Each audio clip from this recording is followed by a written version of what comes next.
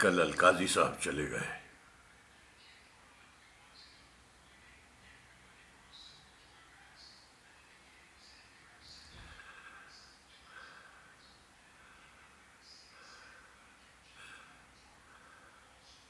कुछ लोग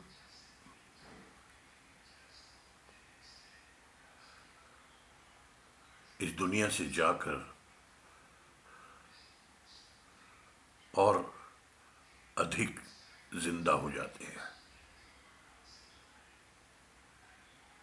जैसे कि हमारे अलकाजी साहब।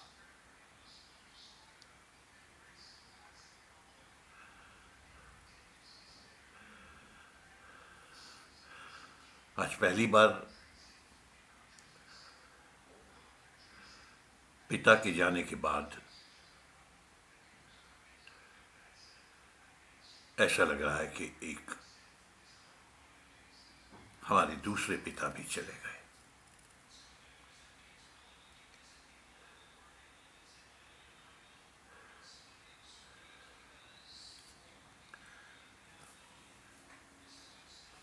पिता जन्म देता है और गुरु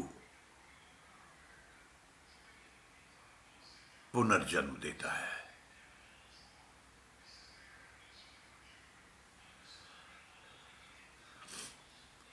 उनके जाने पर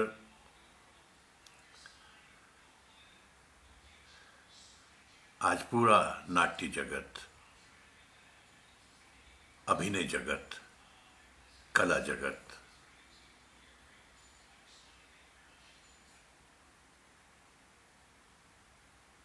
ये सब के सब उनके जाने का शोक मना रहे हैं।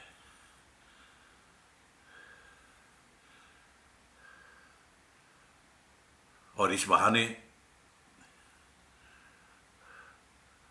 उनके संग जो वक्त हम लोगों ने गुजारा, हम उसे वापस जी रहे हैं।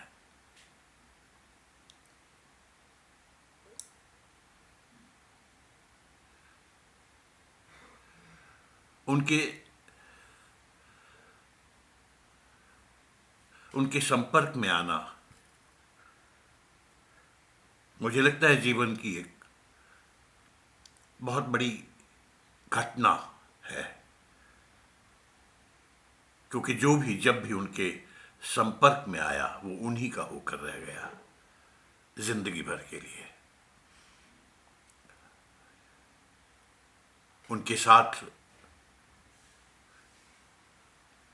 अगर ज्यादा वक्त नहीं भी बिताया तब भी वो उनके साथ का वो अनुभव, वो सारी उम्र आपके साथ रहता है। जो भी उनके संपर्क में जब भी आया वो उनका होकर रह गया। ये क्या जादू था उस शख्सियत का जिसका नाम इब्राहिम अलकाजी था। उनका काम, उनके काम के पीछे उनकी लगन, उनकी मेहनत, उनका जज्बा, उनकी ईमानदारी, उनकी अनंत लगन और मेहनत और सच्चाई, वो आपका पीछा नहीं छोड़ते। बल्कि मैं कहूंगा कि जब वो, मान लीजिए हम पिछले 20-30 साल से उनके संपर्क में नहीं रहे, तब भी जाते ही वो सब जिंदा हो गया। वो सब लम्हे जो उनके साथ के थे, जो सिर्फ साथ ही नहीं थे, आज तक हमारे साथ हैं, वो सब जिंदा हो गए। दोबारा हमारी धड़कनों में अलकाजी साहब जिंदा हो गए। मैं क्या कहूं, उन पर बोलना आसमान पर बोलना है।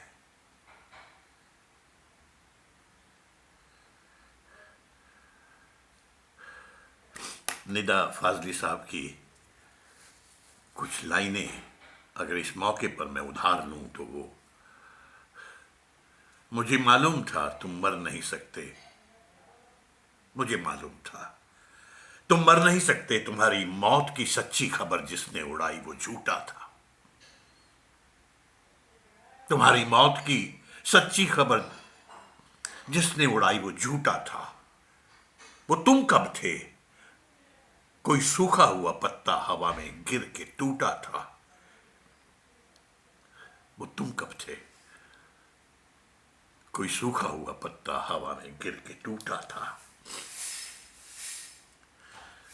मेरी आंखें तुम्हारे मंजरों में कैद हैं अब तक। मैं जो भी देखता हूं सोचता हूं वो वही है जो तुम्हारी नेकनामी और बदनामी की दुनिया थी।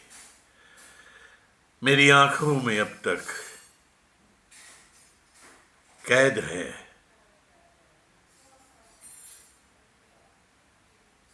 मैं जो भी देखता हूं सोचता हूं वो वही है जो तुम्हारी नेकनामी और बदनामी की दुनिया थी। सलाम। अलका जी सर, आपको सलाम।